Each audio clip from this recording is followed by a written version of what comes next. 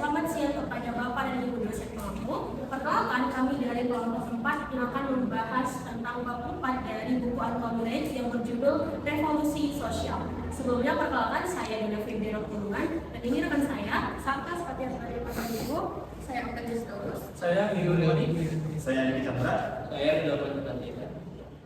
Oke, tanpa berlama-lama lagi, langsung saja kita masuk ke pembahasan yang pertama yang akan dijelaskan oleh saudara Ibu. Oke, baik, di sini saya akan menjelaskan dari buku Anthony Reid terkait debat pembahasan yang dimana revolusi sosial. Yang dimana revolusi sosial dalam buku tersebut adalah suatu pergerakan atau perlawanan rakyat terhadap sistem feodal. Yang dimana sistem feodal tersebut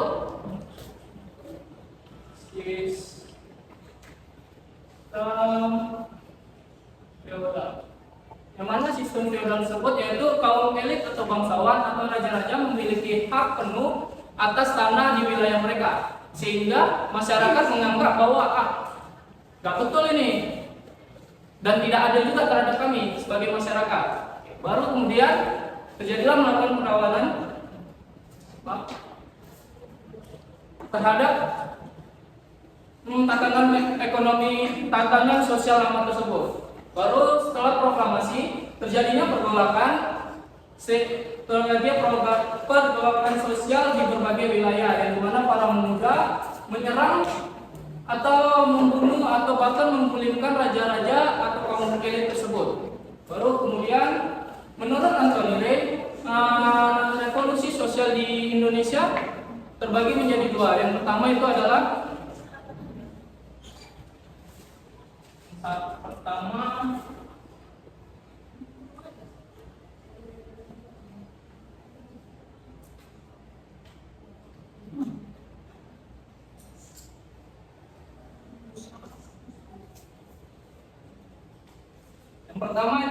revolusi politik nasionalis.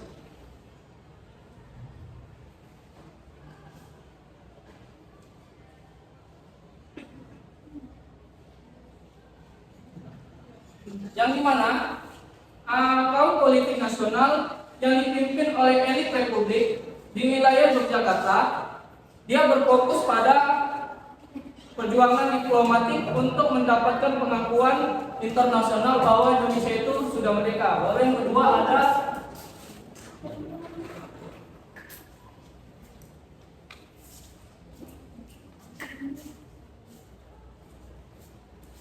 revolusi sosial rakyat.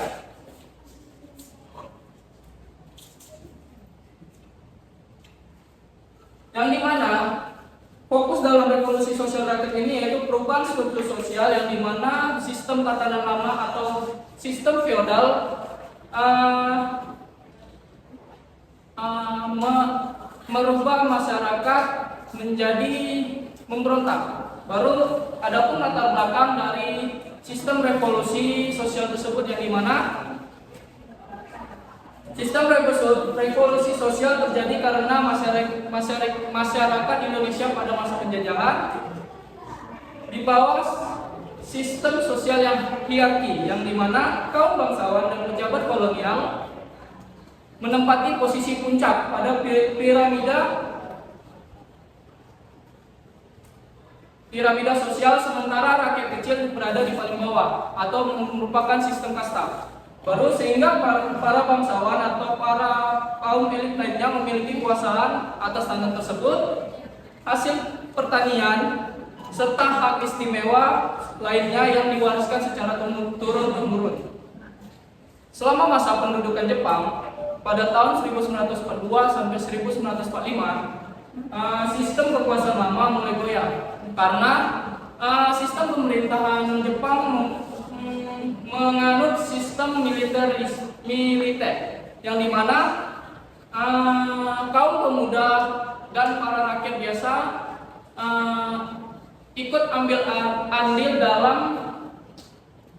dalam sistem tersebut, sehingga meruntuhkan sistem feodal tersebut. Baru kemudian ketika Jepang menyerah kepada sekutu pada Agustus 1945, terjadinya kekosongan kekuasaan di banyak wilayah. kekosongan tersebut menjadi pemicu langsung terjadinya revolusi rakyat, karena rakyat memanfaatkan situasi ini untuk menuntut perubahan sosial, yang dimana sistem pada masa kolonial Belanda masih diterapkan selama kekosongan tersebut, sehingga rakyat melawan karena rakyat menganggap dalam sistem pemerintahan militer tersebut kami dapat mengambil alih dalam sistem pemerintahan yang sekarang. Sekian dari materi saya, akan dilanjutkan oleh Octavian.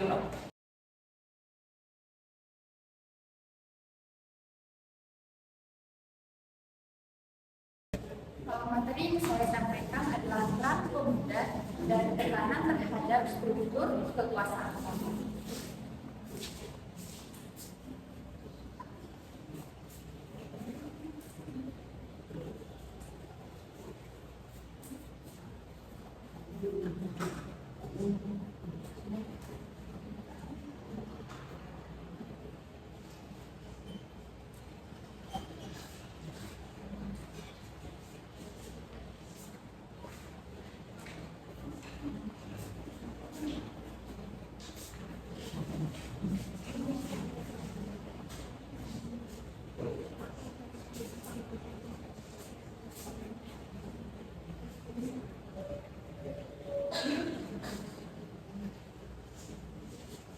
Setelah Indonesia merdeka pada tahun 1945, keadaan masyarakat desa ternyata belum sepenuhnya berubah.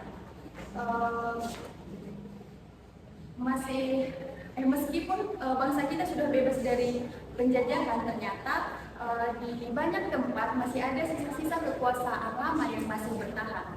Banyak lurah ataupun kepala desa yang dulu diangkat oleh pemerintah Belanda ataupun Jepang masih menjabat pada saat itu, dan mereka masih menggunakan kepemimpinan yang lama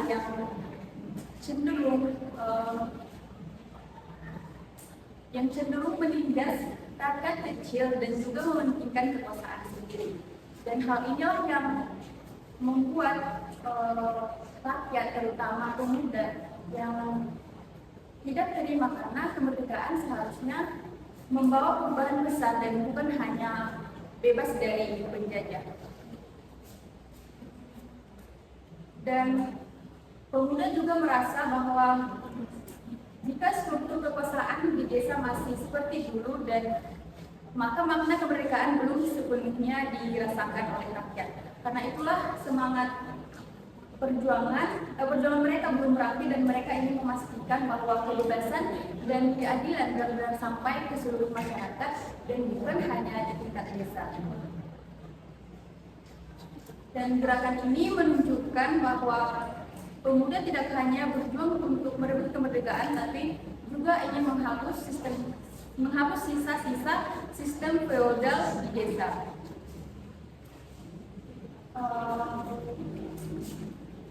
Dan semangat pemuda ini mencerminkan egalitarianisme, yaitu keinginan agar semua orang setara tanpa berbedaan status sosial. Dan mereka ingin para pemuda ini agar pejabat dan juga masyarakat lokal memiliki hak yang setara, dan pemimpin ini menolak gaya kepemimpinan otoriter dan mendorong agar munculnya pemerintahan yang lebih demokratis dan transparan. Jadi bisa dibilang pemuda waktu itu bukan cuma simbol perjuangan, tapi juga penggerak perubahan yang membawa masyarakat desa kehidupan yang lebih demokratis dan setara. Selanjutnya akan disampaikan di sini.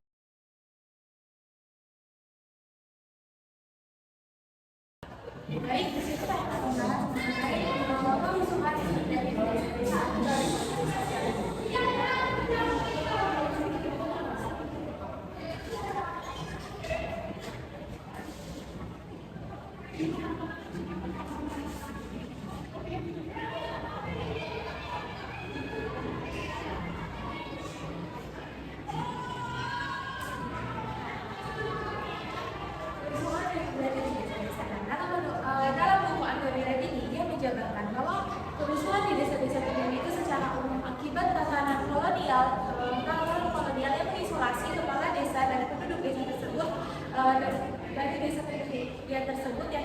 sosialin berfungsi sebagai sebuah agen untuk pemerintahan teman-teman, di mana pergolakan di desa-desa ini terjadi akibat rasa ketidakpuasan masyarakat desa atas kepemimpinan kepala desa tersebut, teman-teman. Nah, masyarakat desa ini menargetkan kepala desa atau lurah ini atau lurah ini karena tuntutan Jepang yang keras pada saat itu, di mana kewajiban memberikan beras serta terjadinya pengeksploitasian tenaga kerja, teman-teman. Nah, yang pertama adalah tadi keseluruhan faktor secara umum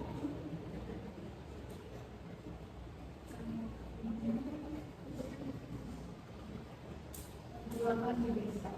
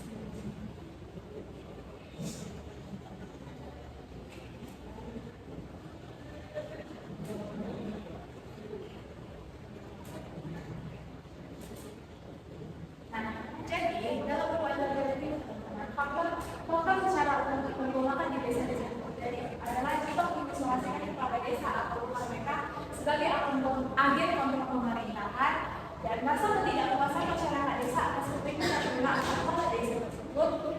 Dan terakhir adalah tuntutan yang tidak ada jalan keluarnya. Di mana tuntutan yang tidak ada jalan keluarnya ini adalah pada saat masa-masa pemerintahan Jepang mewajibkan memberikan beras serta memberikan beras untuk membantu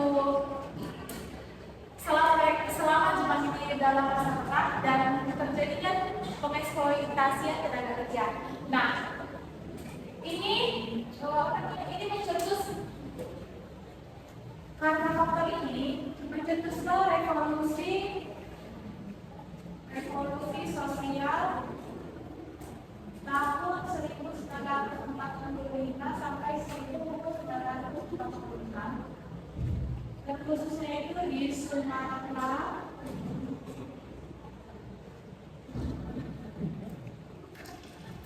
Barat dan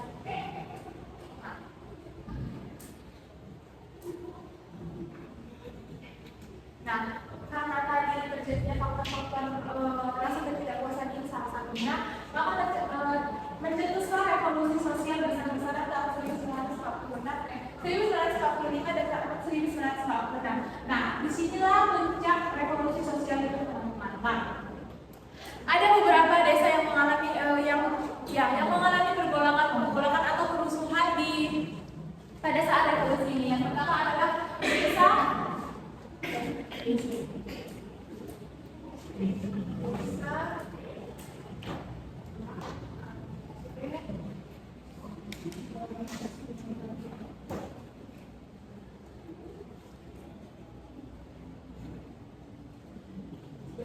Nah, untuk wilayah desa Aceh dan Sumatera Timur ini, teman-teman, di mana otoritas raja yang lebih tinggi itu dipulihkan dan pribadi yang lebih dekat desa itu terpilih. Maksudnya di sini, teman-teman, ketika ada pemimpin yang lebih dekat dengan Aceh dan Sumatera Timur ini, mereka terpilih karena mereka ingin menghapuskan sistem kekuasaan yang monarki atau feodal menuju ke sistem yang lebih demokratis dan merakyat. Artinya di sini bahwa kepala desa atau lurah di wilayah desa Aceh dan Sumatera Timur itu dipilih secara langsung oleh rakyat itu sendiri, dan pastinya kepala desa ini memiliki kedekatan antar masyarakat desa tersebut, dan pemimpin ini lebih mementingkan kepentingan urusan masyarakat desanya sendiri. Yang kedua adalah tapanuli. Nah, untuk wilayah desa tapanuli teman-teman, ketika prinsip yang sama diterapkan dalam wilayah tapanuli ini, itu sangat sulit teman-teman, karena seperti saya bilang, ketika untuk wilayah Aceh dan Sumatera Timur itu ketika ada seorang individu yang mempunyai kedekatan dengan desa tersebut, maka ia terpilih. Nah, untuk wilayah tapanuli ini sangat sulit teman-teman, karena balik lagi mereka sudah terdogma bahwa aturan kepala suku, pemilihan kepala suku sebelumnya itu berdasarkan sistem kekerabatan atau sistem marga, yang dimana itu melemahkan otoritas serta koherensi desa, dan hukum adat serta hukum pemerintahan itu tidak saling lagi memperkuat. Artinya di sini ketika pemilihan desa itu secara sistem kekerabatan dan marga, maka kepala suku ini lebih memfokuskan kepada si generasi yang akan memimpin tapanuli ini. Nah, ketika mereka terpilih, masyarakat desa, ketika kepala desanya ini fokus kepada generasi yang akan memimpin tapanuli ini, maka ia fokus, dan masyarakat desa tapanuli ini merasa tidak balance, tidak terlalu mementingkan kepentingan rakyat. Masyarakat desa ini menilai bahwa kepala desa ini lebih mementingkan kepentingan pribadi mereka, yaitu mempersiapkan generasi mereka untuk memimpin masyarakat desa. Nah, ketika kepala desa ini fokus untuk mensiapkan generasinya akan memimpin desa ini, maka terjadi perpecahan. Nah, ketika terjadi perpecahan ini teman-teman, di situ akan dipertanyakan di mana persatuan serta kemandirian masyarakat desa tersebut. Nah, ketika terjadinya pemilihan suku karena adanya perpecahan, maka mereka mengalami konflik. Nah, ketika mereka mengalami konflik, hukum adat itu dipertanyakan. Mengapa? Karena hukum adat itu tidak dapat menyelesaikan masalah internal dalam menghadapi konflik yang ada di masyarakat desa itu sendiri.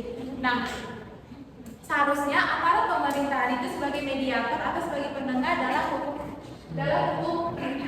hukum atau konflik yang ada di wilayah tapanuli ini. Jadi itu sangat sulit teman-teman, karena ketika di hukum adat itu diperbolehkan, di aparat pemerintahan itu tidak diperbolehkan. Begitu juga dengan sebaliknya, di aparat pemerintahan itu diperbolehkan, maka di hukum adat itu tidak diperbolehkan. Nah, ini menyulitkan aparat pemerintahan atau hukum pemerintah untuk untuk menerapkan hukuman apa yang dapat diimplementasikan dalam konflik tersebut, serta hukum itu tidak berjalan secara efektif. Yang ketiga adalah desa Jawa. Nah, gimana terjadinya pergolakan di desa Jawa ini? Akibat terjadinya pergolakan di desa Jawa ini, banyak kepala lurah atau kepala desa yang dipaksa mundur melalui aksi massa, teman-teman. Nah, pergolakan desa di Jawa ini seringkali dipicu oleh peristiwa penolakan kewajiban memberikan beras serta pengurangan tanah bengkok atau tanah resmi, di mana tanah bengkok adalah tanah punya desa yang dikelola oleh kepala desa atau pamong desa, yang dimana tanah bengkok ini itu sebagai gaji atau kompensasi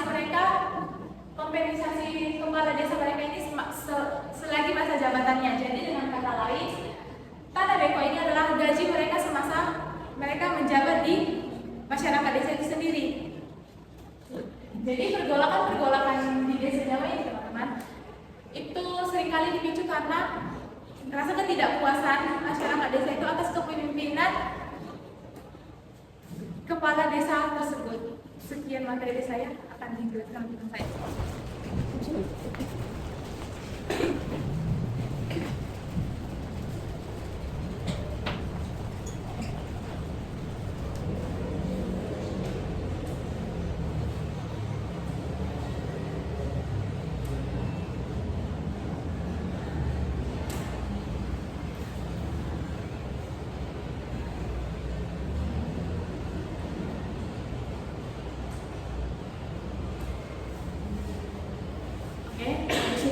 membahas tentang revolusi sosial di daerah. Nah, setelah tadi saudara Santa menjelaskan tentang penyerangan yang dilakukan oleh masyarakat di desa-desa, yang fokusnya itu lebih ke kepala desa maupun lurah. Dari sini kita akan membahas dengan konteks yang lebih luas lagi. Kita akan melihat bagaimana upaya dilakukan oleh masyarakat Indonesia untuk menghapuskan sistem pemerintahan yang feodal di beberapa daerah. Nah, setelah kemerdekaan Indonesia, tepatnya itu pada tanggal 17 Agustus 1945, negara kita Indonesia itu masih dalam masa transisi, masih dalam masa peralihan antara pemerintahan Jepang terhadap pemerintahan Republik. Nah, sebenarnya berita tentang kemerdekaan Indonesia itu cukup cepat untuk menyebar ke daerah-daerah Indonesia.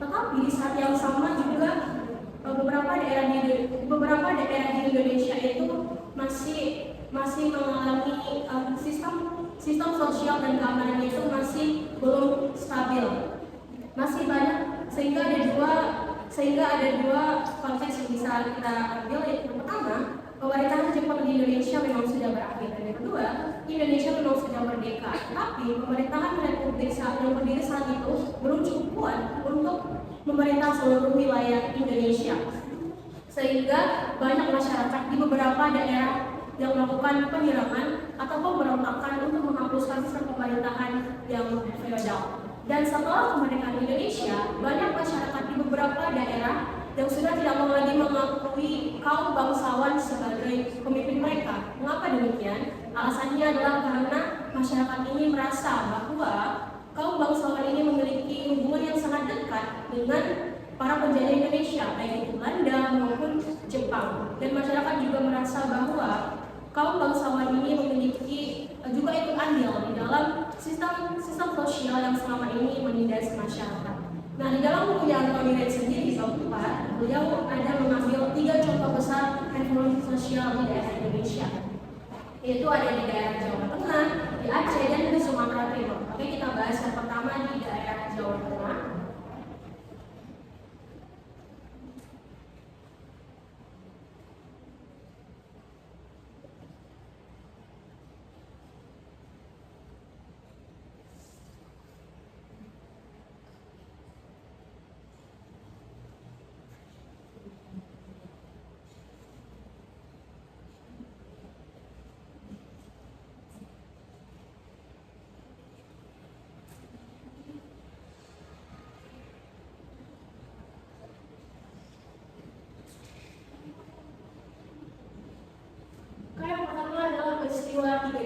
Peristiwa tiga daerah ini adalah sebuah revolusi sosial yang terjadi di Kasidenan Pekalongan, tepatnya itu di 3 daerah, yaitu ada di daerah Brebes, Pemalang, dan Tegal. Nah, revolusi sosial di 3 daerah ini itu terjadi karena adanya keinginan utama dari masyarakat untuk menggantikan sistem pemerintahan lama yang masih dipegang oleh pamong praja atau aparat daerah yang sudah dibentuk sejak masa kolonial. Jadi masyarakat 3 daerah ini ingin mengganti sistem pemerintahan yang lama tersebut dengan sistem pemerintahan yang baru yang akan dipegang oleh 3 golongan, yaitu golongan Islam, sosialis, dan komunis. Nah, mungkin teman-teman semuanya yang bertanya nih, kenapa harus 3 golongan ini? Kenapa harus golongan Islam, sosialis, dan komunis? Nah, alasannya itu adalah karena ketiga golongan inilah yang saat itu yang benar-benar mendukung dan pro terhadap masyarakat, sehingga ketiga golongan ini dijadikan sebagai tameng oleh masyarakat untuk menggantikan sistem pemerintahan yang feodal tadi. Nah, berdasarkan salah satu media pers yang saya baca, yaitu kumparan.com, ada satu fakta yang saya dapatkan, yaitu ternyata sebelum puncak peristiwa 3 daerah ini terjadi, masyarakat di 3 daerah ini ternyata sudah beberapa kali melakukan perlawanan terhadap pamong praja. Tetapi perlawanan yang dilakukan oleh masyarakat ini sifatnya masih sederhana dan pasif, belum menggunakan persenjataan, sehingga perlawanan tersebut masih kurang efektif untuk menggulingkan pamong praja di daerah tersebut. Nah, setelah kemerdekaan Indonesia, disitulah masyarakat 3 daerah ini merasa bahwa itu adalah masanya untuk benar-benar mereka menghapuskan sistem pemerintahan yang tidak adil tadi. Sistem pemerintahan mereka harus dibentuk dengan yang baru yang lebih adil dan lebih pro terhadap masyarakat. Oke, kita akan bahas serututan peristiwa di 3 daerah ini. Yang pertama,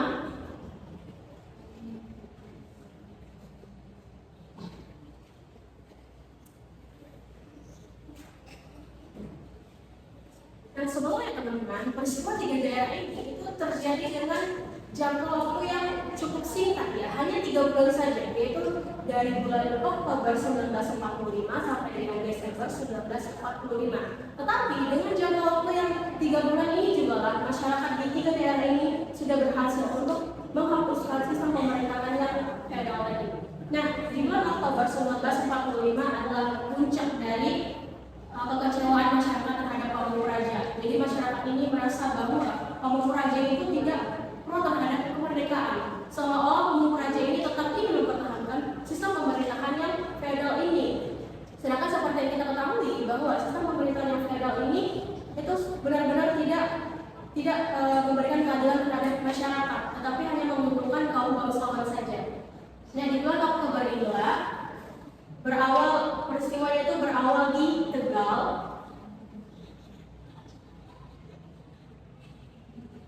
Dan di Tegal ini terjadi sebuah peristiwa yang dikenal dengan nama Aksi Domreng.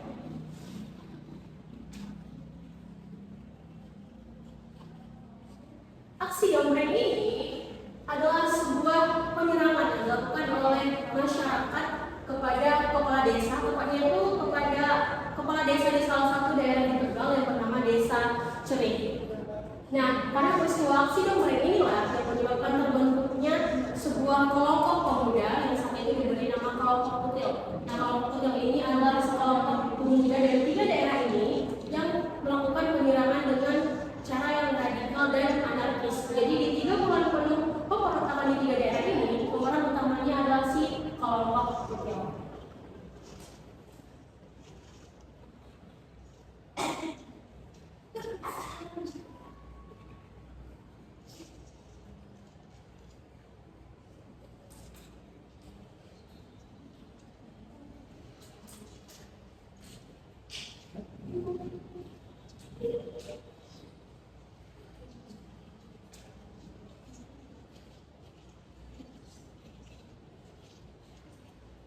Oke, selanjutnya di bulan November 1945, penyerangan yang awalnya tadi berasal dari Tegal itu semakin menyeluruh ke seluruh wilayah Tegal dan juga di Brebes dan Pemalang.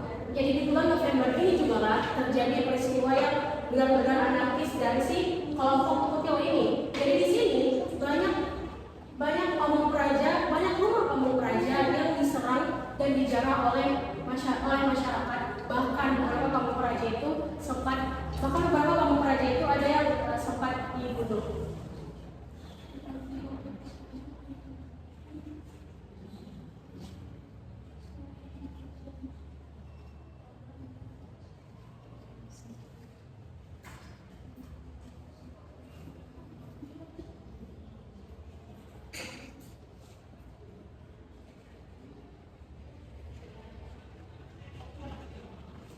Nah, penyerangan yang dimulai pada bulan Oktober tadi akhirnya berakhir pada bulan Desember 1945, yaitu tahun 1945, di mana di bulan ini sistem pemerintahan yang feodal tadi akhirnya benar-benar resmi dihancurkan oleh masyarakat karena sudah banyak kaum praja yang berhasil disingkirkan, tetapi ada juga beberapa kaum praja yang berhasil melarikan diri.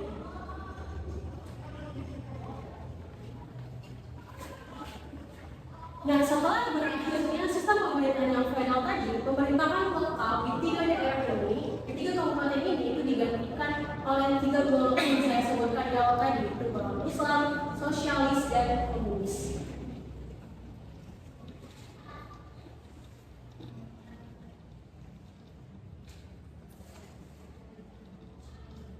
Oke, selanjutnya adalah revolusi sosial di Aceh. Nah, setelah kemerdekaan Indonesia, pemerintahan sosial di Aceh ini masih didominasi oleh kaum bangsawan. Kalau di Kesultanan Melayu dan Aceh itu disebut dengan istilah Bule Balau. Nah, revolusi sosial di Aceh ini sebenarnya faktor utamanya itu lebih ke adanya perbedaan ideologi antara dua kelompok besar dari Aceh, yaitu kelompok ulama dan kelompok Bule Balau.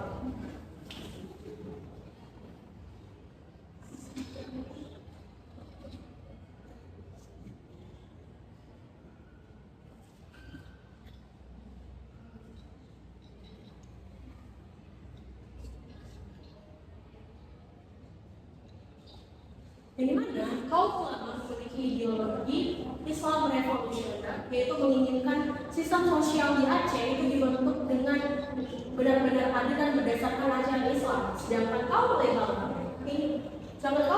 itu berideologikan tradisional feodal, yaitu menginginkan sistem sosial di Aceh itu dipegang penuh oleh kaum bangsawan.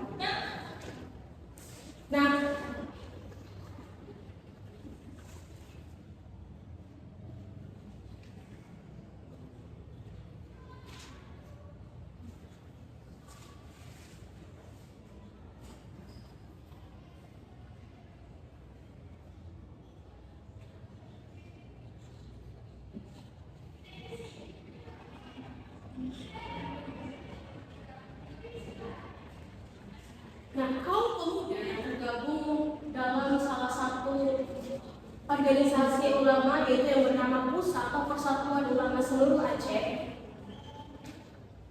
itu benar-benar pro terhadap kemerdekaan dan menginginkan sistem feodal di Aceh itu benar-benar dihapuskan. Sedangkan kaum liberal ini adalah sekelompok bangsawan yang secara turun-temurun sudah menguasai wilayah permukiman Aceh. Jadi bagi si kaum liberal ini, kemerdekaan Indonesia itu adalah sebuah ancaman bagi posisi dan hak istimewa yang selama ini telah mereka dapatkan. Nah, setelah kemerdekaan Indonesia, kelompok ulama, istilah waktunya kelompok ulama ini menggunakan waktunya untuk menggulingkan sistem pemerintahan yang feodal di Aceh. Kita akan bahas urutan peristiwanya.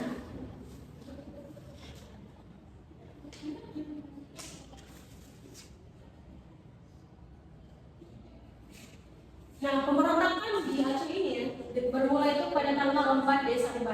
Jadi mana kedua kubu ini melakukan saling menyerang, tetapi pada tanggal 6 Desember pemberontakan atau penyerangan di antara kedua kubu ini sebenarnya sudah sempat diselesaikan atau didamaikan oleh pemerintah pusat di Aceh. Tetapi kaum liberal yang merasa posisi mereka itu semakin terancam karena masyarakat pada saat itu benar-benar pro terhadap kaum ulama, kembali melakukan penyerangan pada tanggal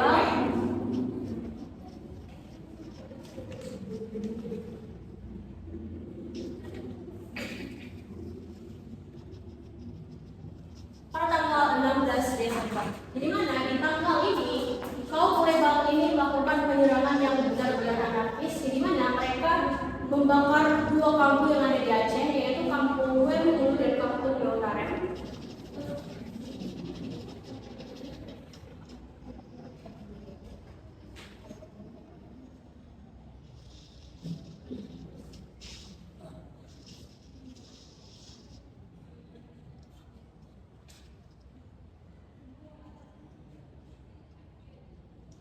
Dan tak sampai di situ, pada tanggal 20 Desember 1945, kaum liberal ini kembali melakukan penyerangan, di mana kaum liberal membakar sebuah sekolah agama yang berada di salah satu daerah yang bernama daerah Keceu. Dan kaum liberal ini juga membakar beberapa kantor kehakiman di beberapa daerah Aceh. Nah, puncak dari konflik bersenjata antara kedua kubu ini terjadi pada tanggal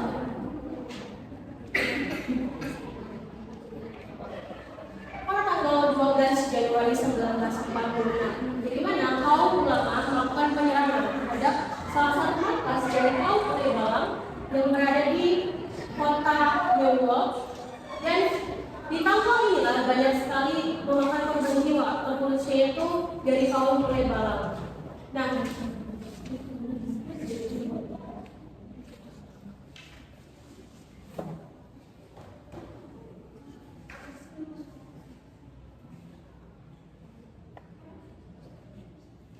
Nah, pada tanggal 16 Januari 1946, sistem pemerintahan yang feodal di Aceh ini akhirnya resmi dihapuskan dan digantikan oleh kelompok PUSA atau Persatuan Ulama Seluruh Aceh.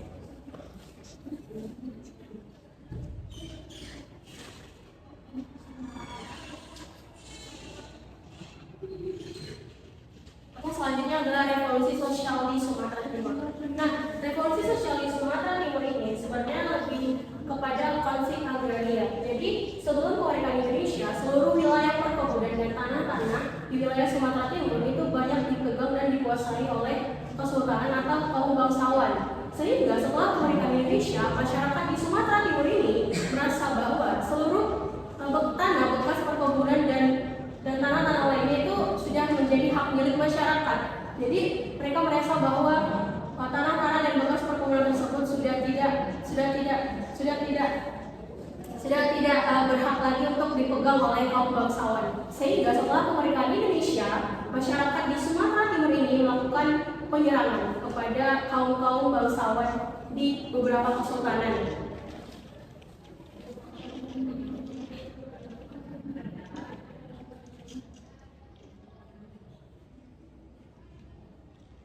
Nah, pemberontakan di Sumatera Timur ini itu berawal pada tanggal 3 Maret 1946, di mana masyarakat di Sumatera Timur melakukan penyerangan terhadap salah satu kesultanan yang berada di Tanjung Balai, yaitu Kesultanan Asahan. Dari sini masyarakat menyerang Kesultanan Asahan sehingga menyebabkan banyak penghuni dari kesultanan tersebut dan kaum bangsawannya yang meninggal dunia. Ada sekitar 140 orang yang tewas di pemberontakan yang pertama ini di tanggal 3 Maret ini. Nah, pemberontakan selanjutnya tidak berakhir di situ, dan setelah 3 Maret ini pemberontakan tersebut semakin menyeluruh ke wilayah kesultanan lainnya yang ada di Sumatera Timur, baik itu di Kesultanan Simalungun atau Kesultanan Lampung. Nah, salah satu tokoh yang paling terkemuka yang tewas pada pemberontakan di 3 Maret ini adalah tokoh Amir Hamzah, yaitu beliau adalah salah satu penyair yang terkenal dari Sumatera Timur dan juga salah satu kaum petinggi dari Kesultanan Langkat.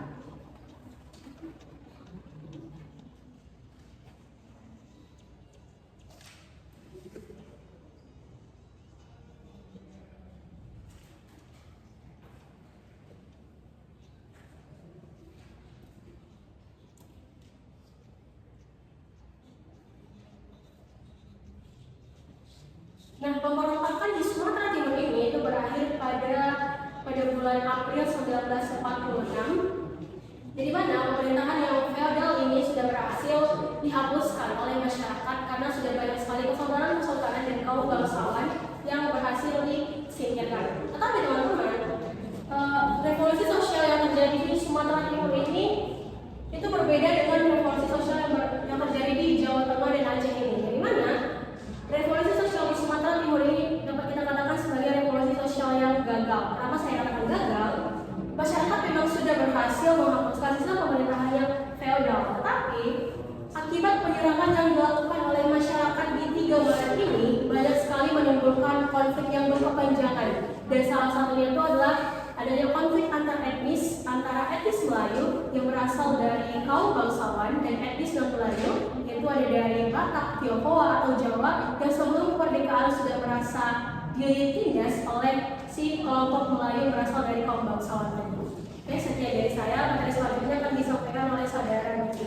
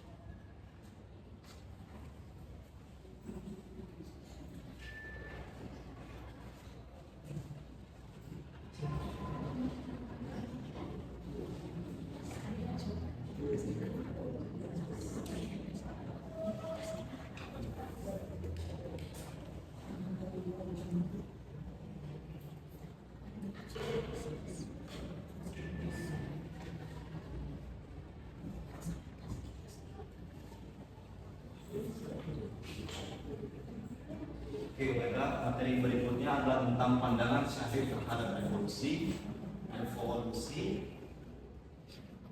dan perubahan sistem pemerintahan pada saat itu. Nah, Di sini saya akan membagikan materi menjadi dua, terkait pandangan Syarif terhadap revolusi dan perubahan sistem pemerintahan. Sebelum itu,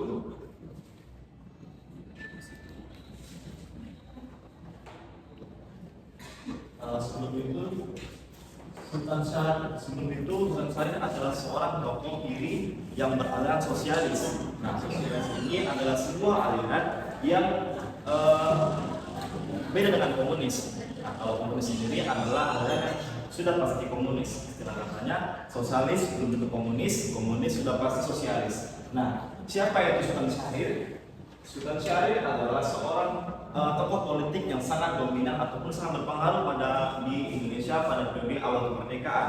Nah, Syarif sendiri adalah dikenal sebagai bung kecil karena pada saat itu fisiknya yang bisa dibilang kecil karena pendek dan kurus. Kemudian kenapa pandangan Syarif masuk dalam materi ini? Karena pada saat itu Syarif memainkan peran penting pada saat revolusi sosial. Nah, pandangan Syarif sendiri pada masa revolusi sosial itu dituangkan dalam karyanya, yaitu dalam manifestonya, yaitu Perjuangan Kita.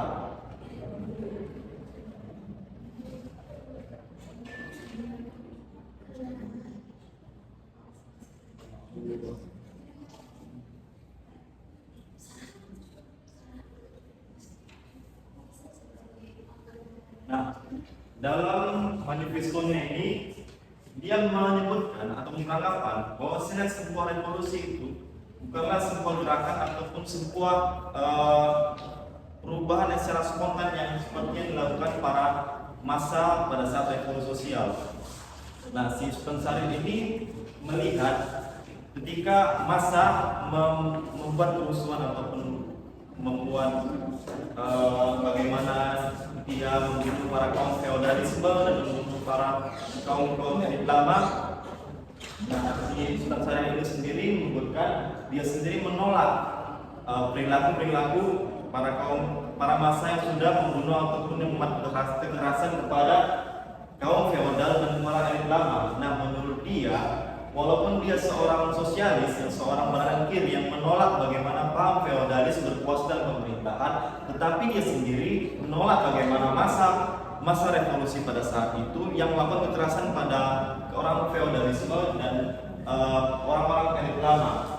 Nah, dalam perjuangan kita menurut dia, sebuah revolusi itu harus dilakukan dengan terstruktur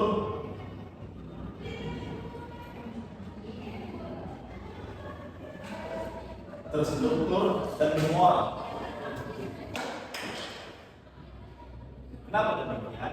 Karena menurut dia, walaupun dia seorang aliran kiri, tetapi pada saat itu menurut dia itu tidak panas. Karena si Sultan Syarif ini beranggapan, karena pada saat kita baru berawal merdeka, kita harus berorientasi pada tujuan awal kita, yaitu melakukan revolusi nasional. Apa itu revolusi nasional? Yaitu membebaskan Indonesia dari penjajahan. Nah, pada saat itu, pada saat awal merdeka, Sultan Syarif sendiri beranggapan bahwasanya kita harus berfokus kepada revolusi nasional untuk membebaskan tanah kita, bukan revolusi sosial. Nah, maksudnya berstruktur dan bermoral itu apa?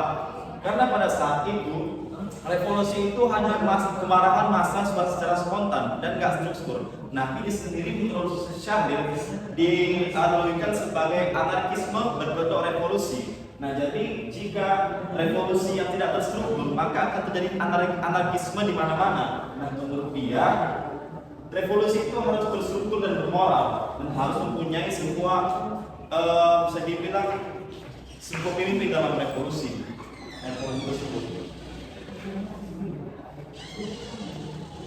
Kemudian tentang perubahan sistem pemerintahan.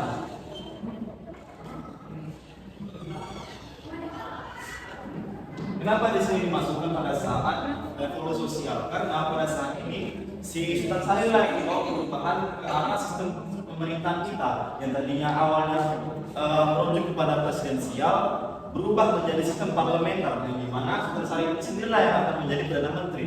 Nah, kenapa menjadi perubahan dari awal sistem presidensial menjadi perubahan parlementer itu dikarenakan pada saat itu kondisi negara kita yang bisa dibilang masih labil dan masih rentan. Nah, pada saat itu Soekarno yang seorang presiden Indonesia yang pertama dan mempunyai sebuah kekuatan ataupun sebuah power yang sangat eksekutif dan sangat luar biasa. Nah,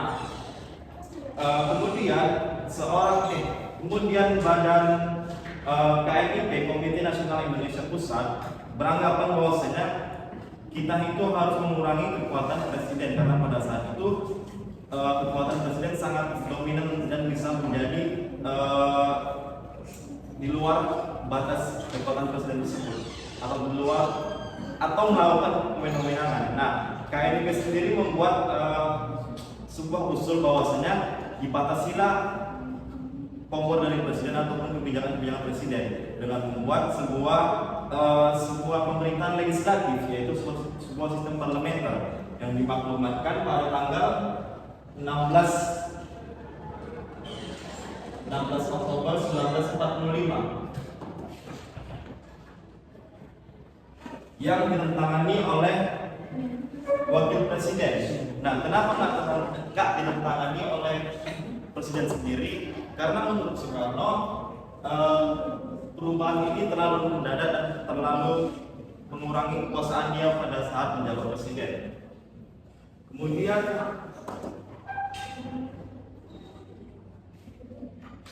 Kemudian juga pada saat itu Belanda sedang berusaha untuk kembali ke Indonesia. Nah, pada saat itu perjuangan diplomasi kita itu berusaha untuk bernegosiasi dan berdiplomasi dengan pihak Belanda. Nah, sedangkan orang-orang ataupun para tokoh Belanda tersebut tidak mau bernegosiasi dengan Soekarno karena Soekarno sendiri merupakan antek-antek Jepang ataupun sudah melakukan kerjasama dengan Jepang. Nah, perubahan sistem ini sendiri adalah untuk mengalihkan pemerintahan ataupun pengalihan kekuasaan dari yang awalnya Soekarno ke Sultan Syarif. Kenapa bisa seperti itu? Karena walaupun Soekarno sendiri masih menjabat sebagai presiden, tetapi secara de facto ataupun secara berjumlahnya si Sultan Syarif ini masih memiliki wewenang untuk mengurusi urusan luar negeri, urusan dalam negeri dan urusan lainnya. Nah,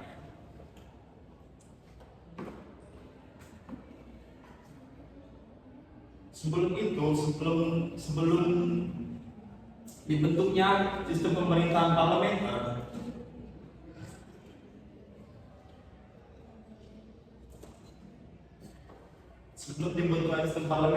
Soekarno dan para rekan-rekannya dan Muhammad Hatta dia beranggapan bahwasanya dia akan ditangkap oleh orang-orang Belanda dan pihak Inggris karena pada saat dia seperti yang saya sebutkan bahwasanya dia sendiri telah bekerja sama dengan pihak Jepang karena sebelumnya dia sendiri menjadi antek-antek Jepang. Nah, sebelum itu si Soekarno ini bertemu dengan para tokoh lainnya seperti si Tan Malaka, Syahrir, Wongsonegoro, dan Iwa Kusuma Sumantri. Nah, pertemuan ini sendiri membahas sebuah pertemuan rahasia untuk mandat ataupun penyerahan kekuasaan terhadap 5 tokoh tadi, Tan Malaka, Iwa Kusuma Sumantri,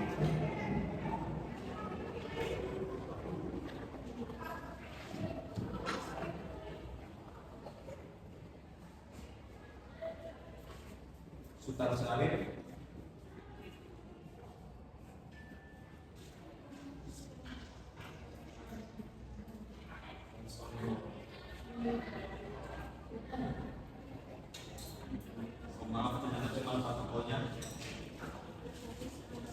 kemudian pada saat ini dibahaslah sebuah pertemuan membahas tentang surat wasiat yang diberikan Soekarno kepada empat tokoh tadi. Namun terdapat isu bahwasanya Tan Malaka yang menjadi pewaris tunggal karena 3 tokoh tadi ini dihilangkan karena isu tersebut menonjolkan seorang Tan Malaka karena lebih dominan perjuangan revolusioner yaitu melawan Belanda dan melawan penjajah, sedangkan 3 tokoh ini lebih ke arah diplomasi. Nah, ketika Tan Malaka mulai diperbincangkan untuk menjadi kandidat tunggal dari Soekarno, di sinilah Soekarno dan Muhammad Hatta bahwasanya Tan Malaka adalah sebuah ancaman bagi pemerintahan. Nah, dibentuklah sebuah keputusan untuk pemerintahan yang kolektif, bukan hanya berpaku pada satu tunggal aja. Ya, artinya 3 orang ini adalah sebagai tokoh politik pemimpin pada saat ketika Soekarno kekuasaan atau powernya di pemerintahan semakin berkurang.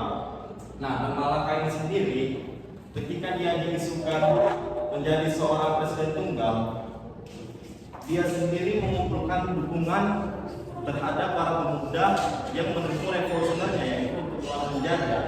Nah, seperti yang saya sebutkan tadi, ketika Tan Malaka mengumpulkan itu, para pendukungnya, para pihak Soekarno dan Muhammad Hatta beranggapan bahwasanya kita bisa berjuang melalui perjuangan diplomasi. Makanya di sini terdapat 2 metode perlawanan. Tan Malaka sendiri melalui perjuangan revolusioner melawan penjajahan, melalui perang dengan Belanda menggunakan metode gerilya. Nah, sedangkan tokoh lain yang menggunakan sistem diplomasi sendiri yang menggunakan diplomasi sendiri akan diutus oleh Soekarno menjadi sebuah sistem parlementer yang mana nanti akan dipimpin oleh Sultan Syarif sendiri.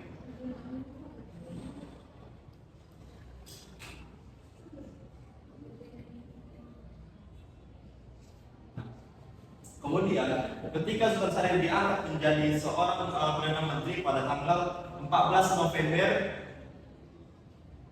1945,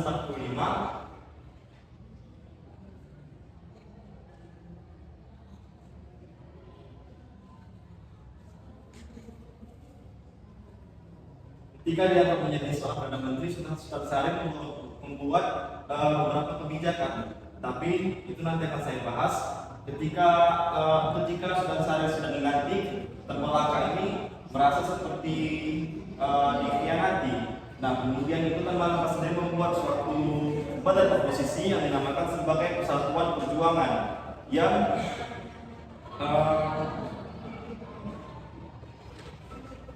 Persatuan Perjuangan, badan oposisi yang menolak perundingan dan menolak berbagai segala macam diplomasi dengan para pihak penjajah. Ketika si Tan Malaka ini sendiri membuat suatu badan Persatuan Perjuangan,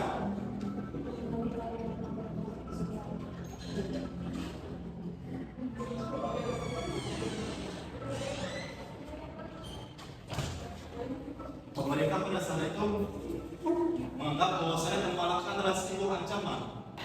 Kemudian pada tahun 1949 Tan Malaka dibunuh pada tahun 1949. Nah, kemudian ketika Sultan Syarif menjabat sebagai Perdana Menteri, yang dilakukannya adalah membuat berbagai kebijakan. Salah satunya adalah membuat sebuah manifestonya yang seperti yang saya sebutkan tadi, manifestonya perjuangan kita, atau dalam bahasa Belandanya adalah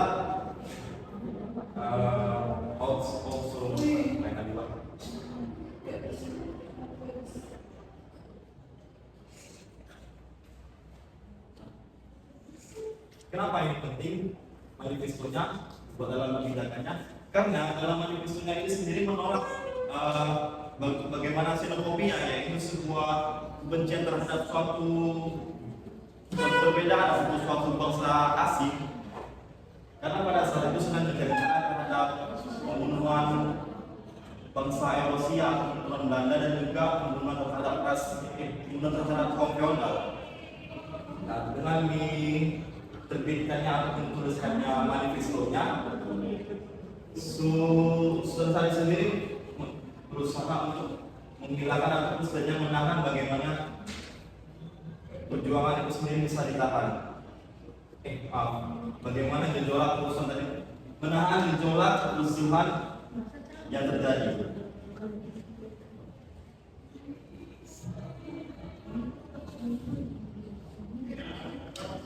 Kemudian ketika sudah selesai menjabat, dia sendiri membuat langkah-langkah taktisnya itu menegakkan ketertiban dan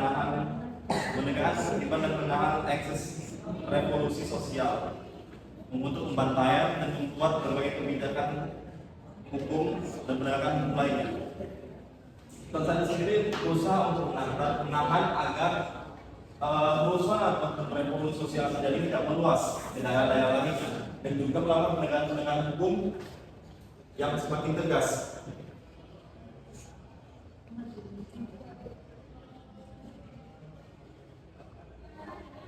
yang akan menghukum siapapun yang mengikuti ataupun membuat provokasi dalam tindakan revolusi sosial tersebut.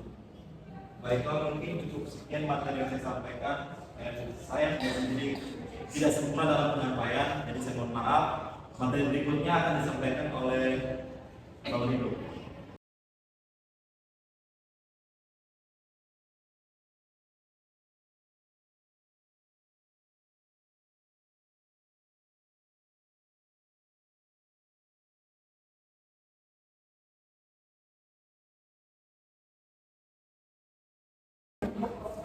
Baik, di sini saya akan membahas konflik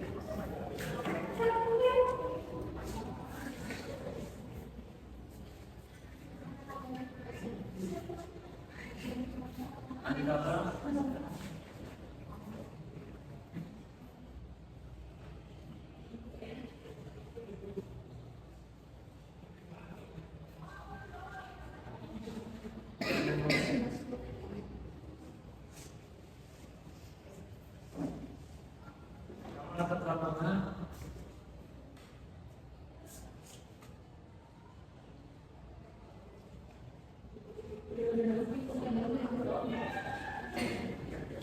di mana pertemuan ini dalam konteks revolusi nasional Indonesia tahun 1945 sampai 49, tentangan antara kelompok pemuda yang mendorong aksi radikal dan pemerintah yang lebih memilih jalur diplomasi. Di dalam buku ini menggambarkan bagaimana konflik ini muncul sebagai hasil dari dinamika internal Republik Indonesia yang baru lahir. Pertentangan ini tidak hanya mencerminkan perbedaan ideologi antara generasi muda yang terinspirasi oleh semangat revolusioner dan politik yang pragmatis, tetapi juga dipengaruhi oleh kondisi eksternal. Seperti ini intervensi sekutu, blokade Belanda dan keterbatasan sumber daya nasional.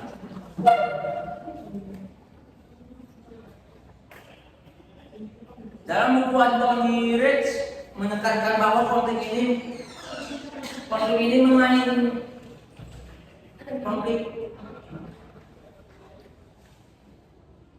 memainkan peran krusial dalam membentuk politik Republik. Seringkali memicu krisis pemerintahan dan fragmentasi kekuasaan.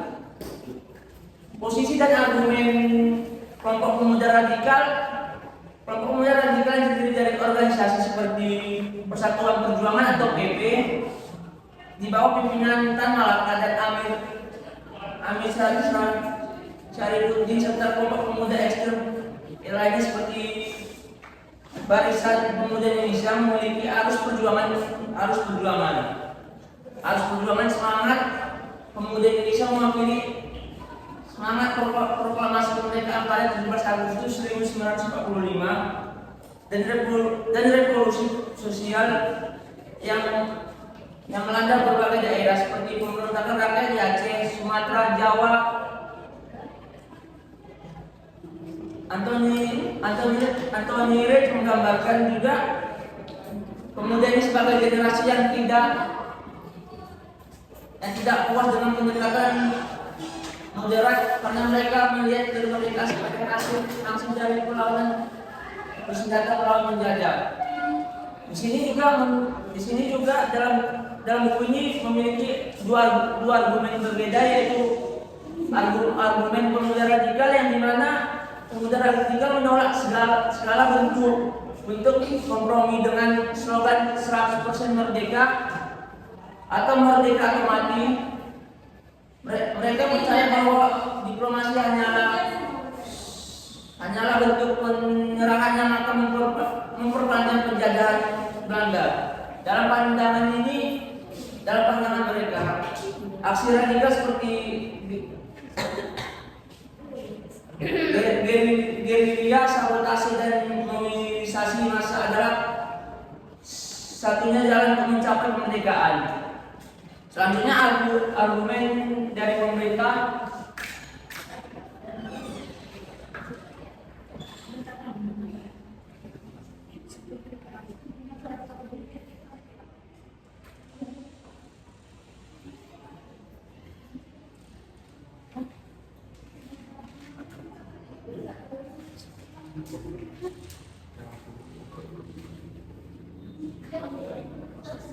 Yang dimana di sisi lain ada pemerintah ini Indonesia yang dipimpin oleh tokoh seperti Sultan Syahrir, Mama Atta dan pekerjanya Menteri Sultan Syahrir, wakil partai sosialisasi lebih cenderung pada diplomasi sebagai strategi utama.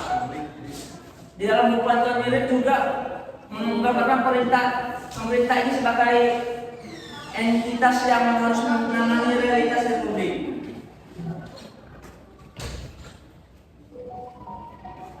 Realitas geopolitik di mana Indonesia menghadapi ancaman langsung dari Belanda yang didukung sekutu serta tantangan internal seperti revolusi sosial yang bisa memicu anarki. Pembahasan selanjutnya tentang kasus penanganan gerakan rakyat di Pekalongan dan Sumatera Timur. Kasus gerakan rakyat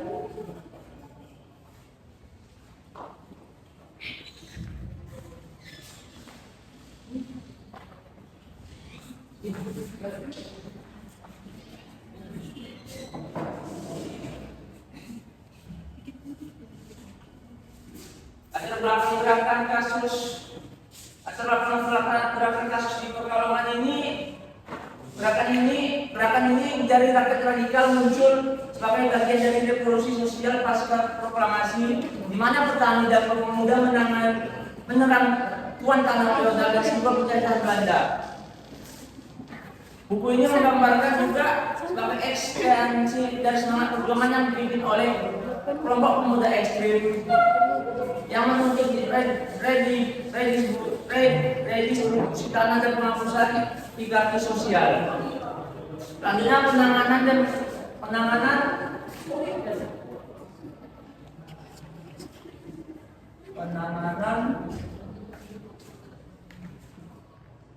pemerintah di kasus Pekalongan ini.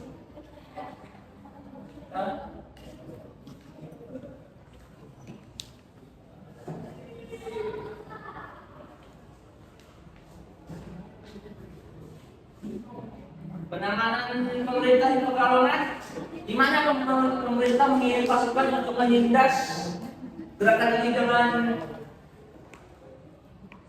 alasan menjaga ketertiban dan menghindari citra anarki yang bisa digunakan Belanda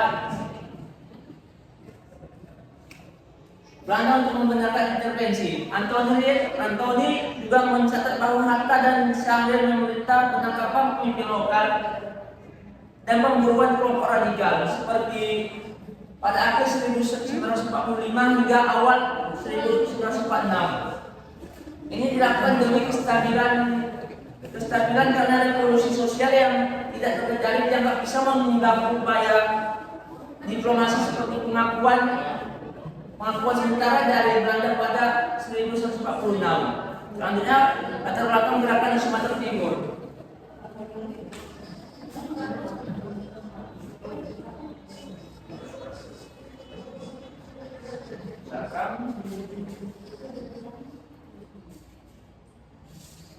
Gerakan di Sumatera Timur.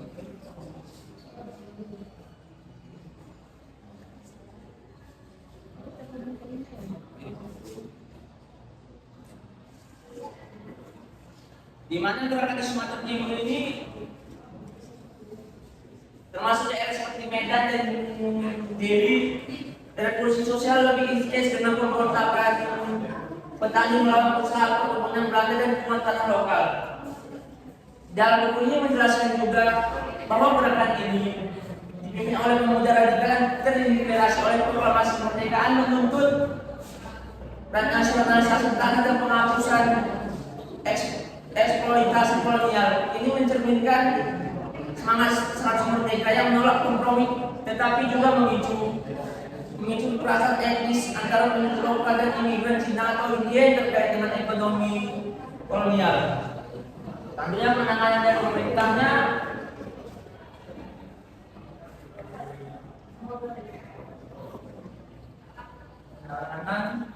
pemerintah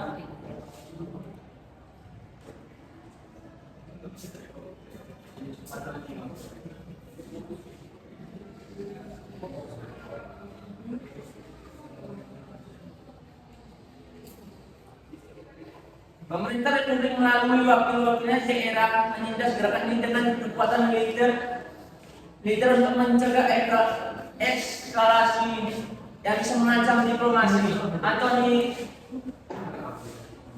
Rek menguraikan bahwa pada 1946 pasukan pemerintah di bawah komando lokal menyerang kelompok radikal menangkap pemimpin seperti Hamid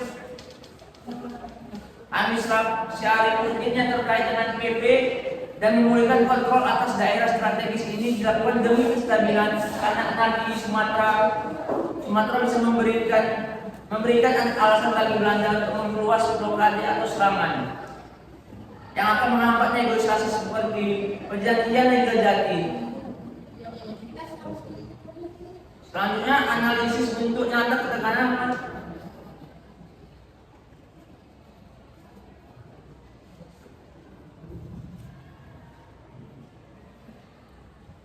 analisis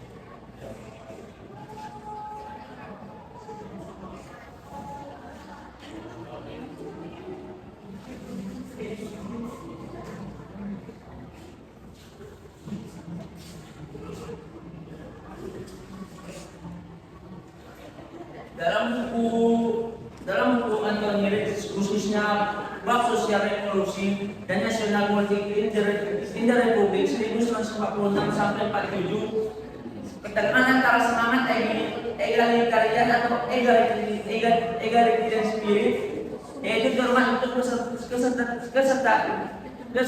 kesetaraan sosial melalui redistribusi kekayaan, penghapusan hierarki feodal dan pemberdayaan rakyat bahwa itu kepentingan stabilitas politik nasional yang diprioritaskan pemerintah melalui diplomasi dan penindasan gerakan radikal digambarkan sebagai konflik inti revolusi. Antoni Rek menjelaskan bahwa semangat egalitarian muncul dari revolusi sosial pasca proklamasi 1945 di mana pemuda dan petani menuntut perubahan radikal, sementara pemerintah melihatnya sebagai ancaman terhadap kohesi nasional yang diperlukan untuk menghadapi Belanda dan sekutu. Sekianlah hasil materi saya. Sekianlah mungkin penjelasan dari kelompok kami tentang buku Antoni Rek di bawah kami itu menjelaskan tentang revolusi sosial. Mohon maaf atas penyampaian atau penjelasan kami yang mungkin kurang maksimal. Sekian dan terima kasih. Wassalamualaikum warahmatullahi wabarakatuh.